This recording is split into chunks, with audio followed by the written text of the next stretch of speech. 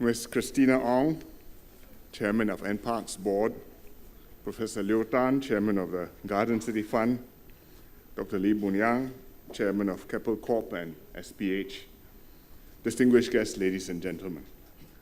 Very happy to be here on this bright and sunny morning to open the Singapore Botanic Gardens Learning Forest. The SBG Botanic Gardens is a place where we all make precious memories. Parents bring children here for outings, to feed the fish, or run around the open lawns. Couples come for dates to enjoy the breeze and look for biji saga, seeds of the saga tree, and love. On weekends, crowds gather at the symphony stage for performances and concerts.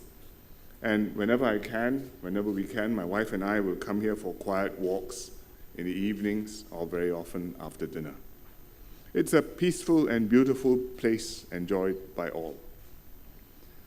2 years ago, we celebrated the Singapore Botanic Gardens inscription as a UNESCO World Heritage Site. It was a proud moment for Singaporeans. It's only the third botanic gardens in the world to become a UNESCO Heritage Site. And one key reason why we were successful is because for more than 150 years, we have taken special care of this treasure. We nurtured it, cultivated it, expanded it, developed the gardens, not just for leisure and recreation, but also for education and scientific work. And it's not just the work of the staff alone, but was done with Singaporeans, involving them, engaging them, passing on to children our love for the gardens. The Learning Forest builds on this legacy of conservation and improvement. NParks set out to recreate and restore the wetland and forest habitats which used to be here long, long ago, based on detailed studies of maps and geological surveys from the 19th century. They integrated it with the garden's existing 6-hectare rainforest, one of the last remaining tracts of primary rainforest in Singapore. And they created a new conservation core in the gardens, an important reference for work on conservation and restoration ecology too. Many Singaporeans, myself included, have been looking forward to visiting this and discovering more about our rich natural heritage. We've seen the hoardings, we've seen the pictures painted on the boards. We wondered what lay behind them. And today we get a chance to have a peep. There are giant pandans, pulai trees with swollen buttress roots, and sandy banks lined with palawan trees, sporting multicolored peeling bark.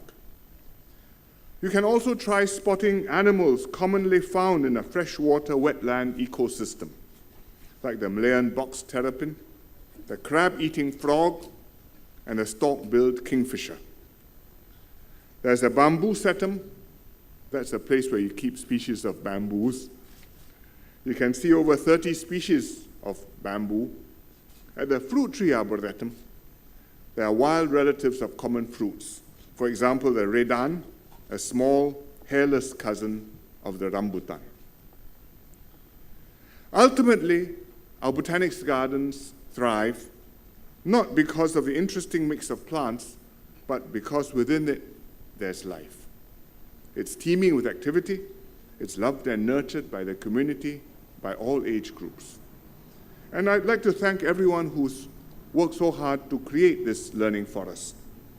Corporate partners like Keppel and SPH, the many volunteers who spend time planting trees or leading guided walks. For them, it's a labor of love. And I hope that more Singaporeans will get involved. NParks will launch a new citizen science program where volunteers can help to monitor the long-term ecological health of the Botanic Gardens. This is NParks' version of Pokemon Go, with a purpose. You go around with your camera, phone, but instead of catching Pokemons, you use the SG Bio Atlas mobile app to submit sightings of animals spotted in the gardens. Real animals which you capture on your smartphone.